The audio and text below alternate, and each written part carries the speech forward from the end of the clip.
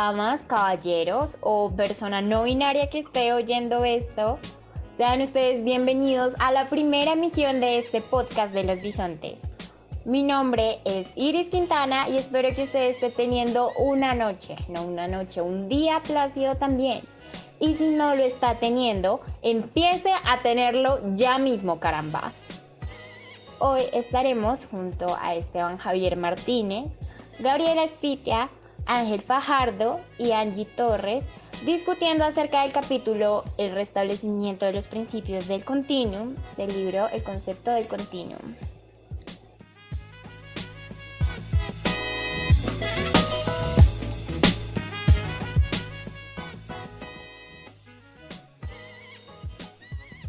Hoy hablaremos nuevamente sobre el restablecimiento de los principios del continuum. Para empezar y entender mejor este tema, que gira en base a la experiencia de los yecuanas, mencionaremos algunos datos interesantes de estos. Los yecuana son una tribu del bosque tropical cercano al río Caura y regiones del río Orinoco de Venezuela en el estado de Bolívar y el estado de Amazonas. En Brasil, habitan el noroeste del estado de Roraima. Debido a la relativa inaccesibilidad de su territorio, los yecuana entraron tarde al contacto con españoles y portugueses. Sin embargo, no se dejaron dominar por estos. Viven en casas comunales llamadas ata y su construcción tiene un significado incluso espiritual. Hoy existen más de 6.200 yecuanas en esta región. Su economía se basa en la agricultura migratoria. La mandioca amarga es el cultivo básico, entre otras frutas y vegetales. También se dedican a la caza y a la pesca en menor medida. En cuanto a su vestimenta, hoy en día, muchos hombres y mujeres yecuana usan ropa occidental. Sin embargo, en tiempos anteriores, usaban taparrabos con perlas de vidrio de colores y borlas de vainas de semillas, dientes de animales, garras y pezuñas de venado. La sociedad yecuana se basa en aldeas autónomas que consisten en una serie de familias extendidas, por lo que el sistema familiar y sus relaciones son bastante destacadas. La autoridad política dentro del grupo local descansa en el jefe de la aldea y en un círculo de ancianos compuesto principalmente por cabezas de familia, al igual que otros grupos indígenas. En sus costumbres están varias ceremonias de iniciación, como pruebas de fuerza para los varones o de preparación para el matrimonio en las mujeres, como unos datos interesantes que incluso dicen que cuando la mujer tiene su primera menstruación es excluida un tiempo del grupo y después se le corta su cabello para que ya quede lista para el matrimonio. Su religión gira en torno a una cosmología compleja que distingue varios niveles de cielo, de tierra e inframundo.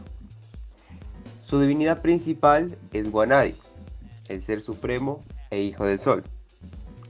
Y la familia de este dios y otro selecto grupo de espíritus ancestrales son a los cuales rinden culto los yecuanas. Bueno, ahora miraremos algunas diferencias entre los bebés yecuanas y los bebés de nuestras sociedades supuestamente civilizadas, ya que el aspecto de la crianza es uno de los aspectos más destacados de este grupo indígena. Iris. Oye, Esteban, y hablando de los yecuanas, es interesante pensar cómo los principios de la naturaleza humana, nuestro estilo de vida era prácticamente igual al de la tribu indígena, o sea, pensándolo bien. Y pues que fue en últimas el constructo a que llamamos civilización, el que llegó a transformar todas las tradiciones y costumbres que llevamos arraigadas por todos los años de supervivencia. Tienes razón, Iris. Además, se puede decir que la diferencia primera está en la naturalidad. Un aspecto muy interesante es el campo energético que tienen los bebés. Todo bebé. Si este campo no es compartido con la madre constantemente, se le acumula y nuestros bebés, que en gran parte del tiempo permanecen aislados, patalean tensando el cuerpo, agitan los brazos violentamente y agarrotan la espalda. se mueven muy inquietos y se tensan mientras están en la cuna o en el coche, y cuesta sostenerlos. En cambio, los bebés yecuanas, que sí comparten su energía con su madre cuidadora, son suaves y fáciles de manejar, y al ser sostenidos o llevados en cualquier posición, no ofrecen la menor resistencia. Como el clima de esta parte venezolana lo permite, los bebés van desnudos al igual que sus madres, de la cintura para arriba, lo que hace que el contacto piel con piel sea inevitable y continuo. Cuando el pequeño tiene sueño, se duerme acunado por el cuerpo de su madre simplemente, mientras camina o muele semillas. Y cuando el bebé tiene hambre, solo necesita agarrar el pezón que tiene todo el día junto a la boca. No es necesario entonces que la madre deje de hacer lo que estaba haciendo, ni que mire el reloj para calcular el tiempo. Oye, no, qué ternura como el bebé se duerme acunado. Y te digo, otra cosa relacionada con eso, los niños yecuanas no tienen alguna carencia de expresión física por parte de sus madres, a diferencia de nosotros, por ejemplo. Durante toda su vida obtienen todo tipo de contacto físico en interacciones como sentarse unos con otros, dormir en la misma hamaca o incluso convivir pues en unidades domésticas. A comparación del niño civilizado, cuyo contacto físico es limitado por la reducción espacial, que le imponen barreras como cunas o coches. Sí, mira que complemento lo que acabas de decir. Por las noches, los yecuanas se acuestan juntos y el bebé puede seguir alimentándose a placer, no solo de la leche de la madre, sino también del calor, del cariño y de la cercanía que producen estos espacios. Estos niños nunca tienen cólicos, tal vez porque su intestino se beneficia del movimiento y el masaje continuo contra el cuerpo de su madre, y casi nunca lloran. Así, el nacimiento para estos bebés no es una ruptura, sino una continuación para su vida serena y plácida que tenían dentro del útero materno. Para la psicoterapeuta Laura Gottman, por ejemplo, dice que la mujer en el tiempo posparto y el bebé son dos seres fusionados. La cito, dice: al no haber comenzado todavía el desarrollo del intelecto, el bebé conserva sus capacidades intuitivas, telepáticas y sutiles que están absolutamente en contacto con el alma de la madre. Lo que la madre siente, lo que recuerda, lo que le preocupa, lo que rechaza, el bebé lo vive como propio, porque en ese sentido son dos seres en uno. Esto lo escribe en su libro Maternidad y Encuentro con la propia cultura. Ahora seguimos con Gabriela.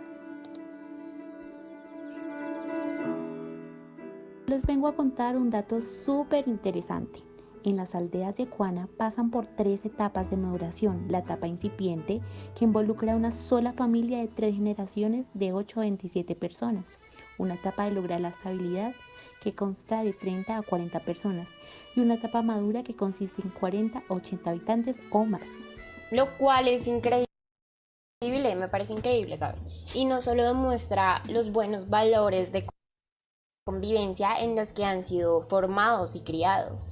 Quiero agregar algo, y es que siempre es un dilema para las madres de la ciudad decidir entre dejar a sus hijos de temprana edad en la casa o llevarlos consigo al trabajo, porque podría implicar una distracción para su rendimiento laboral. Pero entre los yecuanas, la presencia del bebé no representa ninguna extralimitación en los deberes diarios. Y otra cosa es que se dice que si el niño no desarrolla un vínculo psicobiológico estable con sus padres, el sentimiento de frustración podría manifestarse de manera más compleja en el futuro, tal vez en otras desviaciones comportamentales. Bueno, ya para terminar, quiero decir que otro paradigma muy sonado entre las madres, confírmeme usted a ver si lo ha escuchado allí en casita, es que prestar demasiada atención a la crianza de un infante puede evitar que con el tiempo este desarrolle su propia independencia. Afirmación que a mí me parece completamente errónea, porque llevarlos todo el tiempo consigo, en vez de limitar su independencia, ayuda a que el bebé experimente el contacto de ser sostenido de una manera segura.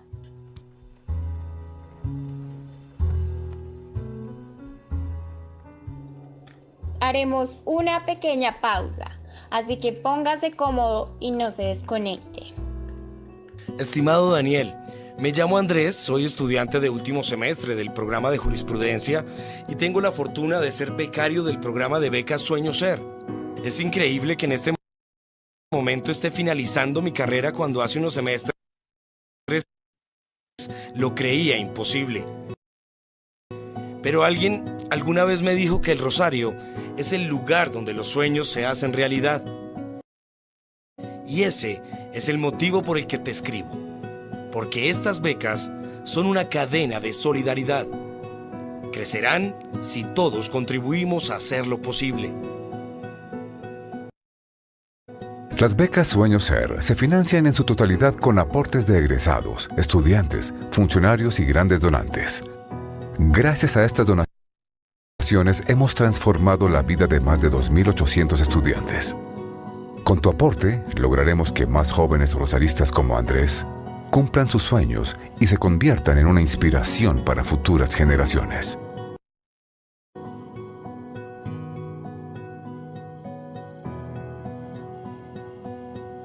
Rosaristas con propósito.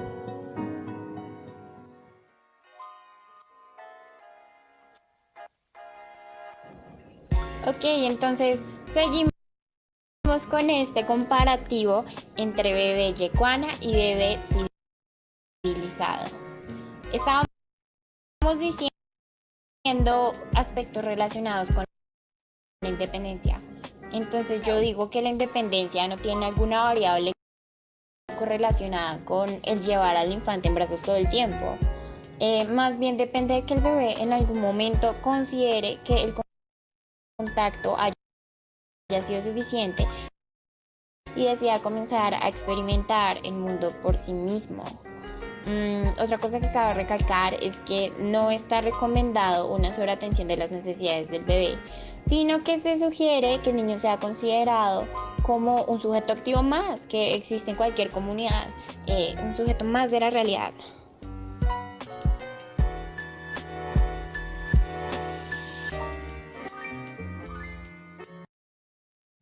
Les vengo a hablar de una etapa donde el ser humano crea inseguridades, afectos, gustos y sexualidad. Esta es la edad temprana de la niñez. Es por eso que cuando somos críos, como dirían los españoles, o como dirían en la madre patria, empezamos a expresarnos de distintas maneras. La energía se concentra en las partes íntimas y se crea una tensión que busca liberarse. Es por eso que se recurre a la masturbación, siendo este el acto o la manera de descargar toda la energía que no se ha gastado en las actividades diarias. En la adultez, el exceso de esta energía se concentra igualmente por medio de los preludios sexuales y se libera con el orgasmo. El acto sexual tiene dos objetivos, el reproductor y el de restablecer un nivel agradable de energía, pero a aquellas personas que sufren de carencias se les ha obligado a mantener un estado de tensión y se nota mucho en su personalidad que pues no viven con satisfacción. El orgasmo solo se libera en la parte superficial de la energía encerrada en los músculos y viven pues tensos, entonces su sistema muscular está totalmente tenso. Esta descarga incompleta del exceso de energía crea un estado crónico de insatisfacción que se manifiesta en mal humor o en un interés desmesurado por el sexo, incapacidad para concentrarse, nerviosismo y promiscuidad.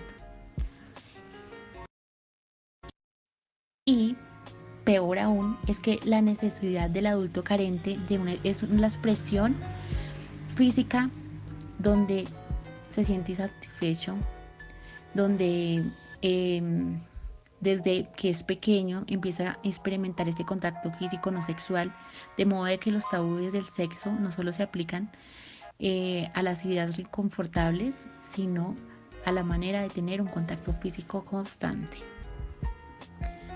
Bueno, también en las mencionadas comunidades indígenas necesitamos mucho más de ellas para romper este presente tabú y reconocer la necesidad humana de experimentar la satisfacción del contacto físico.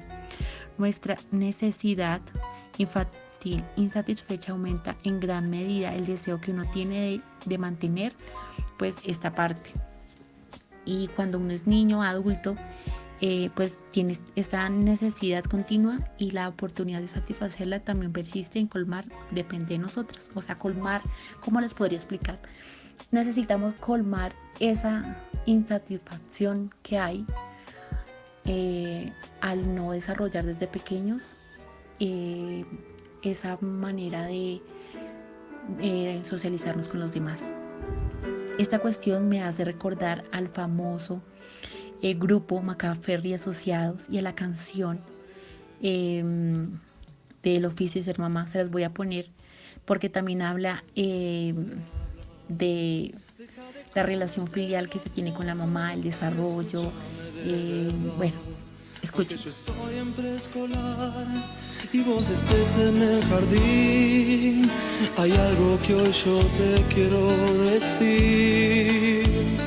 Quiero tenerte junto a mí y desnudarnos a escondidas. Cuando la señor no nos vea, te haré el amor en el arenero del jardín. Te besaré como nadie te ha besado hasta aquí. Vamos a hablar con mis papás, vamos a hablar con tus papás. Ellos nos tienen que apoyar si nos queremos casar. Y si nos dicen que no, total yo sé manejar en mi triciclo. Ambos podemos escapar. No. Gaby, tienes razón, esta canción es muy buena. Y esta es como la parte que más está relacionada, ¿no?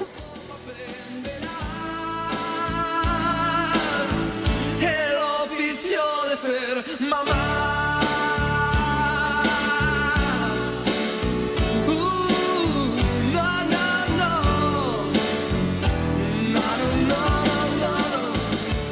No se despegue ni un segundo más.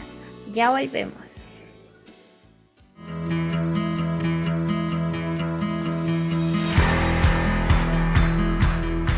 Querido yo a los 17, ¿recuerdas que hace poco no sabías en dónde estudiar? Querida yo a los 18, quisiste ser rosarista y lo lograste. Bienvenida a una de las mejores universidades de Colombia. Tomaste la mejor decisión. La Universidad del Rosario se convertirá en tu segundo hogar. Bienvenido a un lugar donde nunca serás un código en la lista, sino un ser humano lleno de capacidades para potencializar. Vas a encontrar profesores que te cambiarán tu forma de ver el mundo. Este es tu primer semestre en Bogotá. Será un poquito complicado adaptarse tanto a los trancones como el clima, y algunas veces extrañarás tu hogar. Ten paciencia. En el Rosario encontrarás una familia. Aquí encontrarás amigos para toda la vida. Y también uno que otro amor. Querida yo a los 18, deja los nervios, opina, pregunta en clase. Estás aquí para aprender. Querida yo a los 19, sigue estudiando. Llegarás a ser monitor de esa materia que tanto te gusta. Querido yo a los 20, ya iniciaste doble programa. Ahora tienes que organizarte bien para poder ir a tu grupo de teatro. Le has sacado el jugo a la universidad. Siéntete orgulloso. Tú puedes con todo. ¿Y si nos vamos de intercambio? Querida yo a los 20, te eligieron para ser colegial. Querido yo a los 21, te lanzaste como representante de tu semestre. Ahora sí aprenderás las responsabilidades de ser un líder. ¿Estás listo para empezar una de las más grandes aventuras de tu vida? Aprovecha cada instante en la universidad. Disfruta los aprendizajes, los profesores, los amigos, los UR Festival y las oportunidades para crecer. Disfruta todo, desde la inducción hasta el grado. ¿Y tú? ¿Estás listo para vivir la experiencia rosarista? Hoy es el primer día que definirá el resto de tu vida.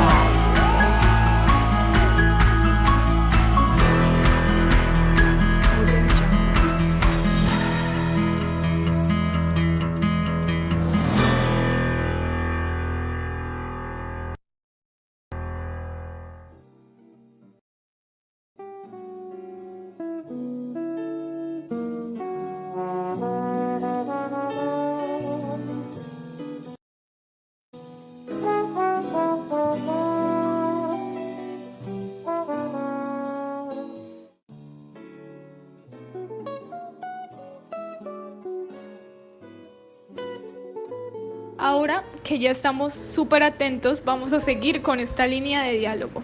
Vamos a pasar a un tema crucial en este capítulo, el cual es el cuidado natural del bebé y la cercanía con su mamá. Por ello, antes de hablar de esto, obviamente vamos a dar un breve contexto y con ello vamos a partir de que es interesante, claro que sí, el no considerar el cuidar de un bebé como un trabajo. No, señor. Debemos de aprender a verlo como si no exigiese nada, porque al fin y al cabo, una buena crianza hará un futuro adulto con probablemente menos carencias que muchos de nosotros. Y otro punto esencial respecto a lo anterior es redirigir la crianza como parte de la vida de su progenitor. Es decir, esto que lleve poco trabajo a lo que normalmente es pensado, con el fin de que el niño se convierta, ¿por qué no?, en un ser inteligente que disfrute del trabajo y de la compañía de sus padres o de los adultos en general. Y con todo esto vamos a ir al tema de que no solo tenemos costumbres anticontinuum, que vendría a ser lo contrario al ritmo natural de su vida, como el hecho de separar a los bebés de las madres cuando nacen en el hospital, o usar cosas como coches, cunas, o llevar a los niños o a los bebés a los parques. Pero esto es malo cuando se utiliza como un método de aislar. Y esto lleva a que lamentablemente muchas veces las madres no puedan disfrutar de la compañía de gente de su edad y se aburran.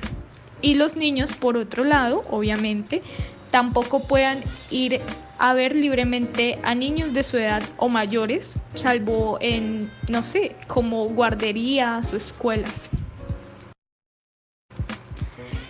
Y esto no es necesariamente positivo porque muchas veces se le enseña a los alumnos lo que deben hacer en vez de dejar que los niños sigan su manera natural de actuar, su ejemplo, su esencia. Y esto en conclusión es la cercanía de madre-bebé. Y esto es importante porque contribuye a claramente un ciclo natural, porque la crianza no debería ser un trabajo, sino una etapa de cercanía de mamá-bebé. Y con esto, relacionando lo anterior, vamos a ver directamente relacionado con la carencia, ya que este podría presentar una carencia causa de la ausencia que en consecuencia tiene efectos negativos en el desarrollo de la personalidad del niño o del futuro adulto y, por qué no, sobre el potencial para llevar una vida satisfactoria.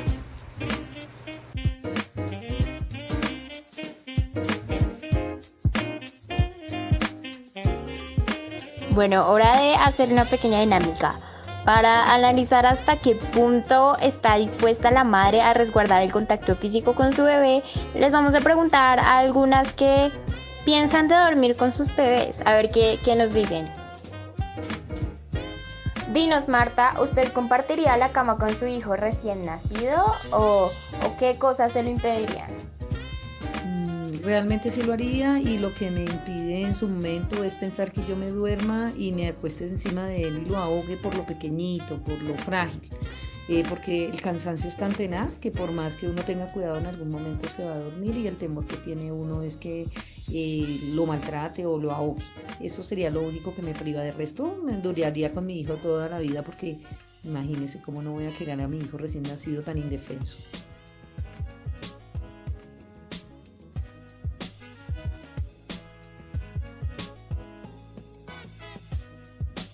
Ahora, preguntaremos a una madre de familia cómo mira la necesidad de sus hijos de estar cerca a ella.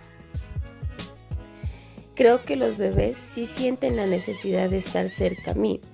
Por ejemplo, mis hijos permanecen en la tarde con la niñera.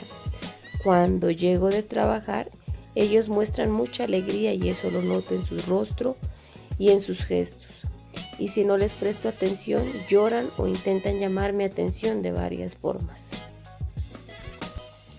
Aquí podemos observar que las madres sí tienen que estar cerca a sus hijos, no solo como una recomendación, sino porque es parte de la naturaleza de los bebés. Aquí lo acaba de decir, que los niños mismos tienen varios gestos que permiten mirar que sí sienten la necesidad de una manera natural.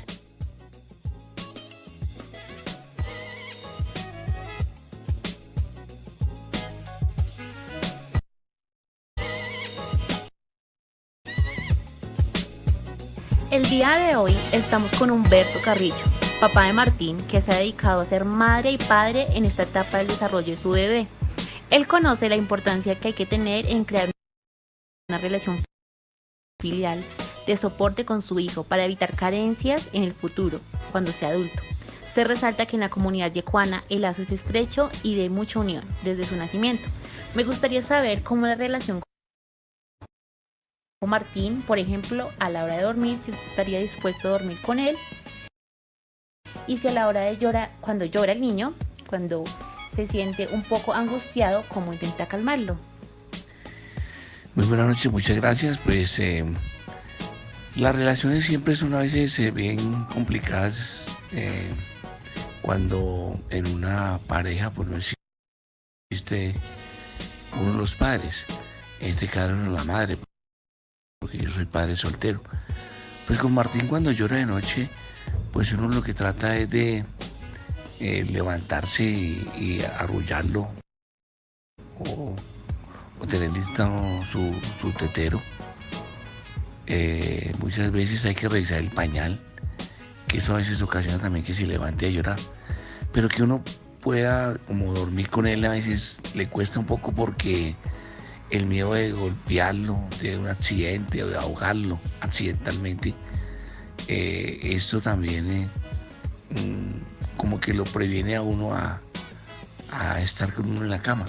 Sin embargo, pues uno trata de hacer todo lo posible para que el niño tenga ese momento como un cariño y una protección cuando él llora en las noches. Listo. Y otra pregunta. Cuando el niño llora, está muy angustiado, ¿usted cómo intenta crear como ese lazo filial donde él se sienta como unido a usted, que él lo reconozca como figura paterna? Lo que pasa es que como los tiempos modernos dicen que el niño tiene que tener su propio espacio, o sea, su habitación.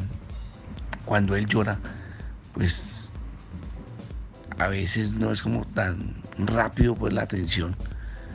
Por eso una de las estrategias es traer la cuna a la habitación y arrullarlo, cantarle, contarle un cuento, jugar con él un poco, abrigarlo y de pronto como tratar de estirar la mano entre los espacios de la cuna y sujetarlo. Eso le da como confianza y seguridad y a veces hay que dar alguna luz medio tenue ahí, medio suave ahí, para que el niño no se asuste y tenga esa tranquilidad y esa armonía.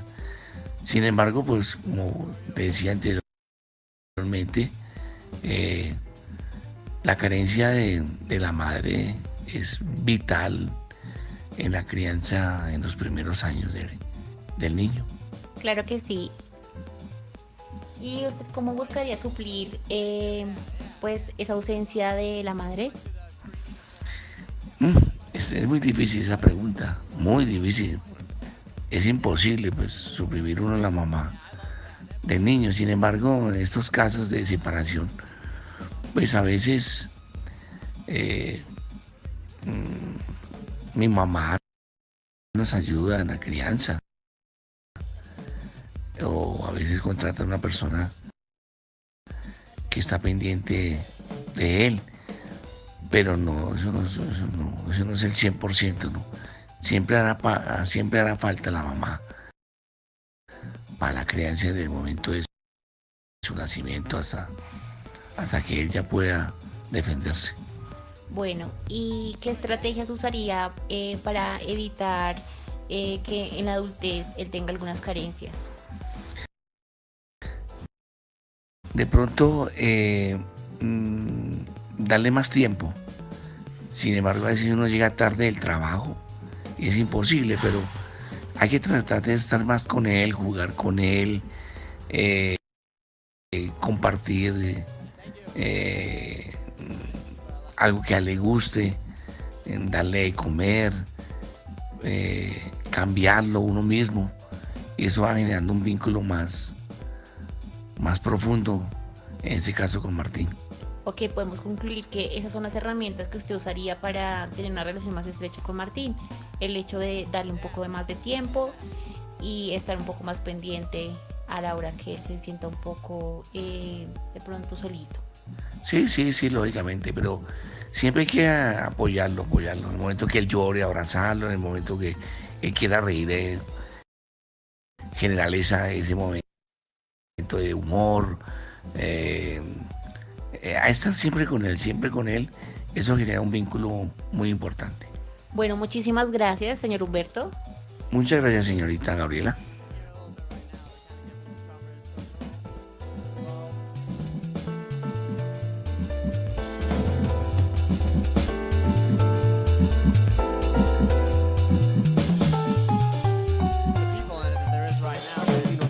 Para cerrar este increíble capítulo, hablaremos de la protección legal de los bebés.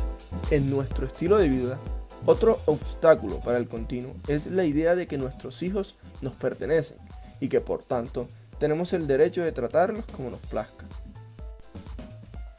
Los niños no tienen ningún derecho legal que los proteja de ser torturados por unas madres que los dejan llorar solos sin tener en cuenta su sufrimiento. El hecho de ser humanos y capaces de sufrir no les da ningún derecho legal, como el que tienen los adultos que son objeto de la crueldad de otros adultos. El hecho de que el sufrimiento padecido en la primera infancia perjudique también su capacidad de disfrutar el resto de su vida, lo cual demuestra que se les hace un daño enorme, no mejora su disposición legal. Los bebés no pueden expresar sus quejas, ni dirigirse a una autoridad y protestar, ni siquiera pueden asociar la tortura sufrida con su causa. Simplemente son felices de ver a su mamá cuando por fin llega. La costumbre ha dejado el trato de los bebés en manos del criterio materno. Pero, ¿debería cada madre ser libre de desatender a su hijo, de darle un bofetón por llorar, de alimentarlo cuando ella quiera y no cuando él quiere, de dejarle sufrir en una habitación durante horas, días y meses, cuando la propia naturaleza del pequeño es estar en medio de la vida?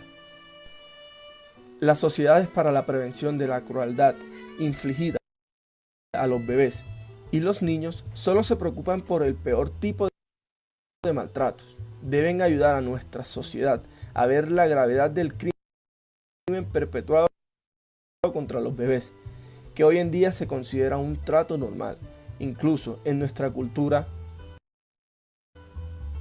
se ha desarrollado sin tener en cuenta las verdaderas necesidades de sus miembros.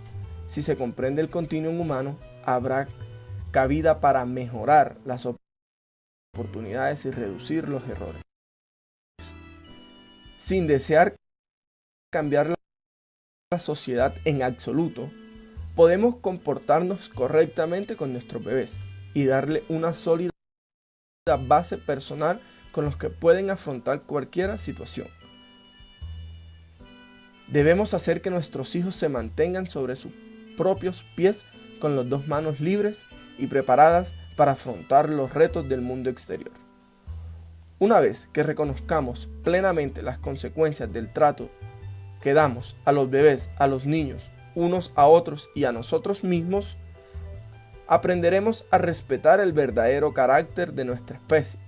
Podremos discutir con mucha profundidad nuestro potencial para la dicha. Y esto fue todo por hoy. Señoras, señoritas, damas y damos.